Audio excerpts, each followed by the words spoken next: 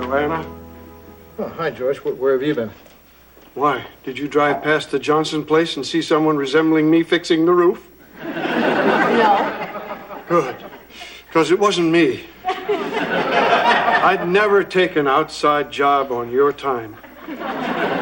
Good, because I'd probably have to chop your hands off if you did. You would? We've done it before. In that case, I'm sure it wasn't me.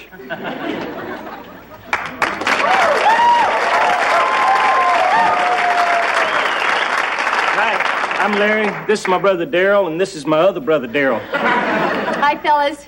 Look, Darryl, roofing tar. I told you that was George behind the rubber nose and glasses. What's going on, fellas? Well, we're trying to lift Darryl's spirits. We used to take him to the petting zoo, but we've been banned since Darryl got caught shaving his name on a llama. Wasn't that during their 2-week llama rama? Why is Darryl so depressed? Well, whereas Darryl and I enjoy the simple pleasures of life, like folk dancing and ferret tug, Darryl here'd rather slop his mind with something less strenuous. In short, a heart-popping, down-and-dirty game of chess. You know, Dick was on his high school chess team. Well, Captain. Listen, Darryl, I think I hear the sound of a gauntlet being heaved in your direction. Guys, I haven't played chess since we snared the state championship, so it might be a little rusty. Oh, go on, honey. It'll be fun. And if he happens to slaughter you, so what? It's not like he's going to tell anyone. Okay, Darryl, you're on. I should warn you, I was awarded the Bronze Rook 3 years running.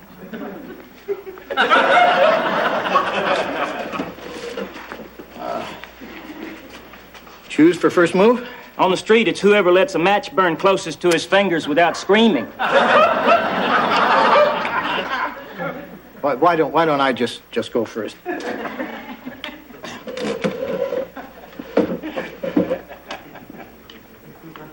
Wow, Dick, you are good. George, that is the most common opening move in chess. And you can spout off statistics, too. Come on, Darryl. Aren't you going to stay and watch the game? And leave those ferrets untugged? Priorities, George.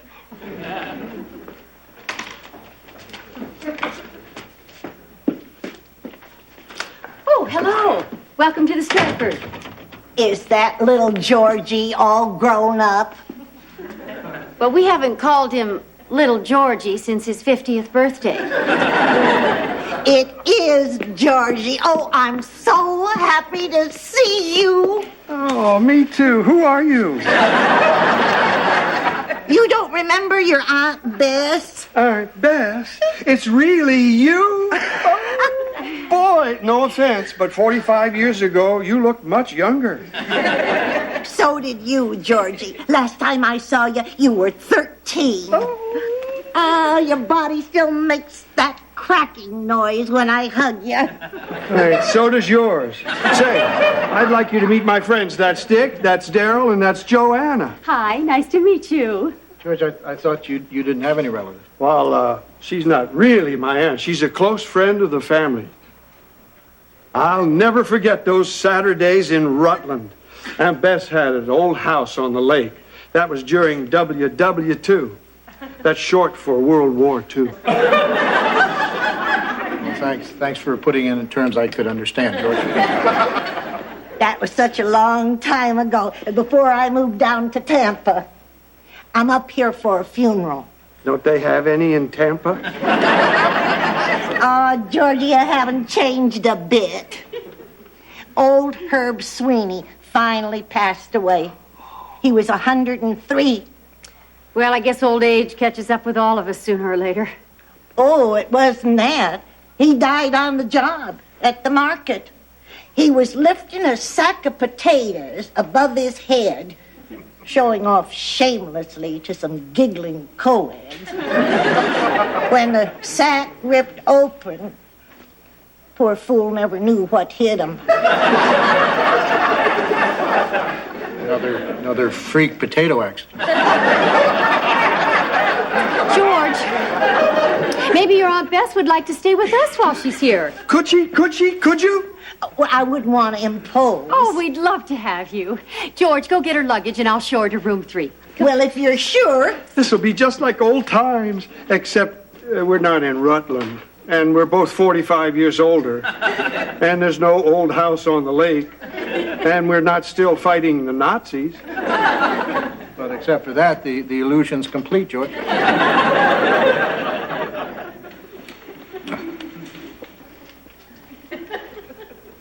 Got you on the ropes, huh?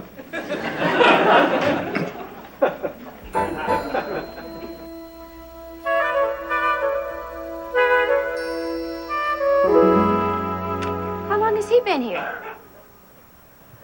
10.5 hours.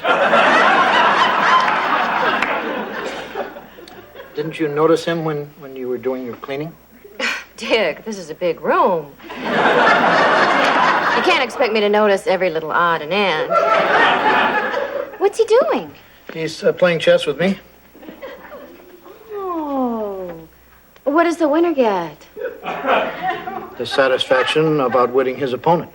No, I mean, what do you win? Cash, prizes, fabulous trips? You don't win anything. Oh, this chess thing will be popular for a long time. It was a lovely dinner, Joanna. If you think her fettuccine is good, she makes this great dish with macaroni and cheese. What's that called again, Joanna? Macaroni and cheese, George. You know what would taste good right now? One of your homemade cherry tarts. You remember the time you snuck a whole batch out of my kitchen? How'd you know that was me? Oh, Georgie, takes more than a rubber nose and glasses to fool your Aunt Bess. Old habits die hard. It's too bad life can't be as pleasant as it was during World War II. It's almost a shame it had to end. Yeah, I remember Mom worked in a munitions plant. Dad used to call her Swing Shift Sally. I thought your mother's name was Maureen. It was, but there was already a Swing Shift Maureen. Did your dad fight in the war? No, he tried to enlist, but they wouldn't take him because of that bum chin of his. Well, that's what kept me out of Korea. Those days, you couldn't tear Georgie away from the radio. As I recall, your favorite was the Goldbergs. That's because I had a crush on Gertrude Berg. Until my dad showed me a picture of her. Georgie, is that a hole in your sock? Yeah. Didn't I just darn that for you 45 years ago? Well, it ripped again when disco got big. We're gonna march right up to your room and darn it again. Then we're going through your whole sock drawer. Oh, boy. I'm not gonna have you walking around like some ragamuffin. Gee, when was the last time you heard the word ragamuffin? Just about the last time I heard the word disco.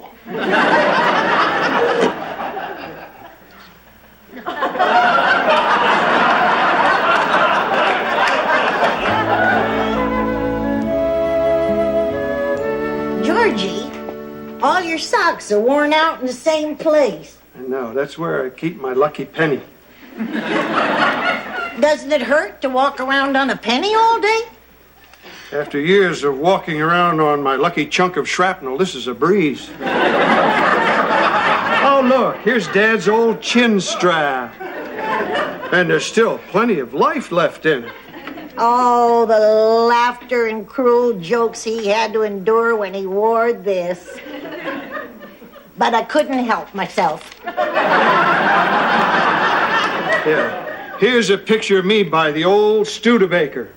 Remember the night Dad let me camp out in the back seat in front of your house? You always were quite the little soldier. Gee, I can't find one picture with you in it. I remember that Dad took a whole bunch. I have them all down in Tampa. After the war, he thought I should keep them. Why? You'd think he'd want to remember all the good times we had. Well, there are some good times that are best left unremembered. What are you talking about? I really thought you would have figured this out years ago. Georgie, I was your father's mistress.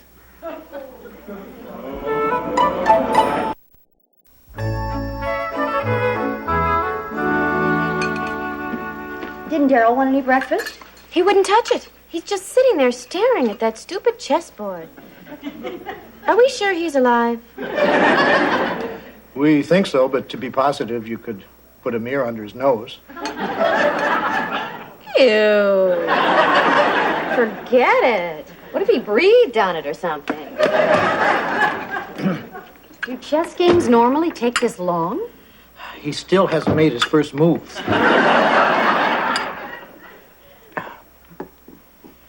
Maybe I should go in and concede right now. Honey! No, you can't quit. I mean, you were the captain of your high school chess team. I wasn't. I wasn't the official captain. No? I was a recording secretary. I counted all the pieces after the game to make sure no one had swiped any. That's it? Well, they don't count themselves, you know. Morning, all. Hope I'm not crowding, Loudon. Hi, Michael. How have you been? Say hello to the town's newest bag person. You've been kicked out of your condo? No, I'm working the checkout line at Menke's Grocery. There was an opening after the last guy bought it, trying to hoist a sack of spuds. Could you part with a tart?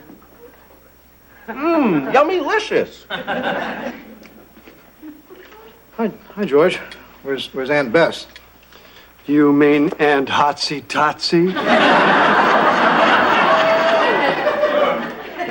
Is that the same aunt we met yesterday? George, how could you say such a thing? I see she pulled the wool over your eyes, too, with that innocent elderly act. George, I don't mind saying I'm utterly confused. Give us the 411. Sorry, Michael. This story is not for the ears of a decent woman. Maybe I'll go see if Daryl's breathing. You want to tell us about it, George? Hold on to your hats. Last night I found out Aunt Bess was my father's whoopee girl. Whoopee girl? No wonder she's so good at making tarts. And all this time, you never knew she was your Padres compadre? It's so obvious, and I never, ever picked up on it.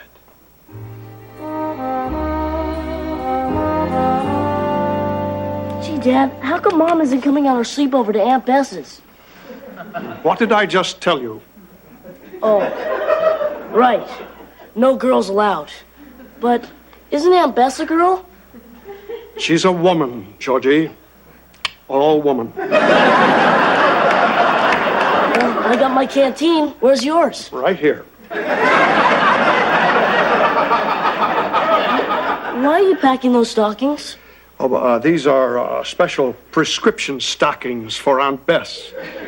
Doctor's orders. Ooh, they're soft. They're silk. Well, I hope they work better than the prescription nightie you bought her last week. We can only hope. Say,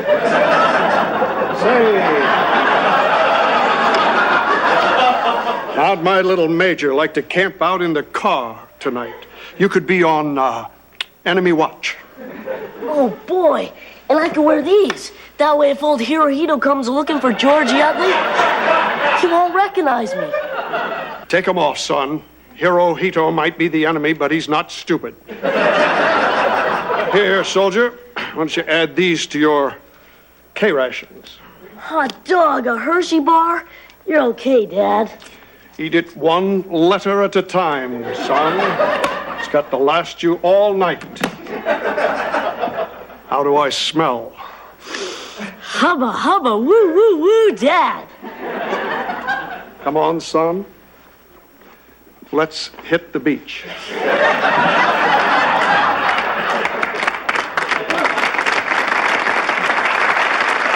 Dad, I'll bet you a nickel I'll have more fun than you. Don't be too quick to throw your money away. Hubba, woo, woo, woo. He smelled like a real cad, Dick. Well, you're lucky. At least your old man didn't bring his girlfriends home and parade them around in front of his wife and children. Gee, Michael, your father did that? No, but wouldn't it be horrible? And you can't change the past. You're just gonna have to come to terms with it. Did your father ever do this? To my mother, are you nuts? Good morning, George. Morning, Dick. Hi, Aunt Bess. This is our friend Michael Harris. Hi, Aunt Nice Bess. to meet you, Michael. You can save your clever come-on lines. He's not the kind of guy you'd fall for. He's a bachelor.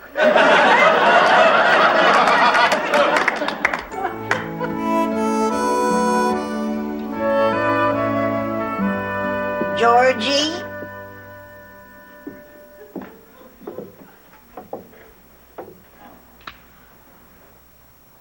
Georgie? Is that you? How did you know I was down here? Your dad once told me this is where you go to think and measure yourself.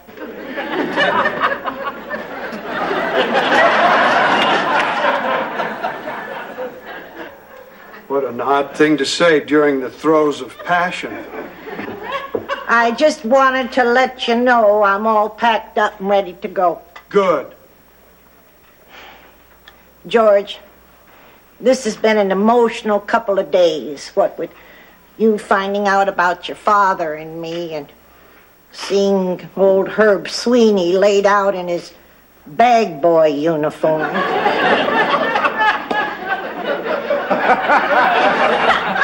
Why did you have to tell me about you and Dad? I'm sorry. I really thought you knew. I still can't believe it.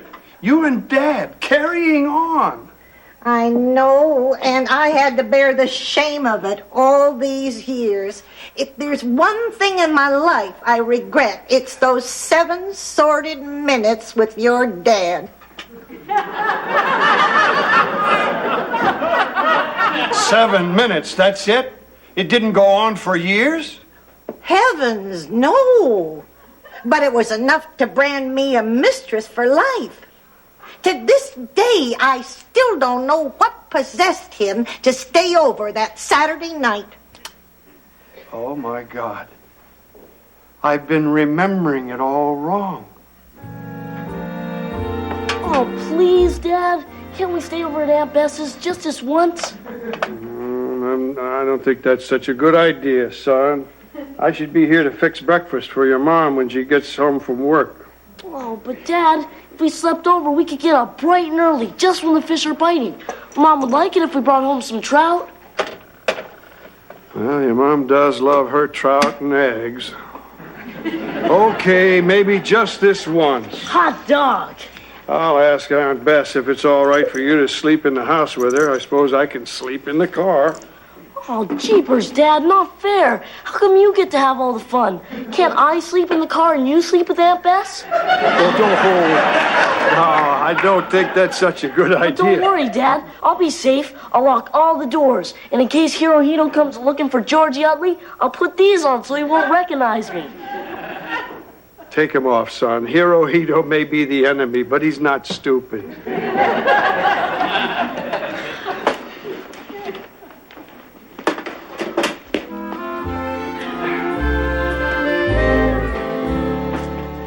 It was all my fault. I practically threw him in your bed. Don't go punishing yourself, George. I've been doing it 45 years, and it's not worth it. Maybe it's time we put all this behind us. Yeah, we all make mistakes. Yesterday, I did an outside roofing job for the Johnsons on the sly. I pulled the wool right over Dick's eyes. I'm sure you did. Come on upstairs and have some cherry tarts with me. Hot dog, cherry tarts. You're okay, Aunt Bess. You're okay too, George.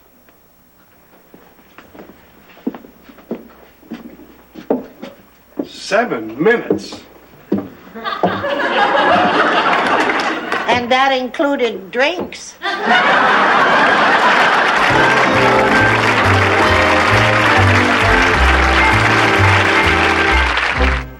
Don't go away. Newhart will be right back.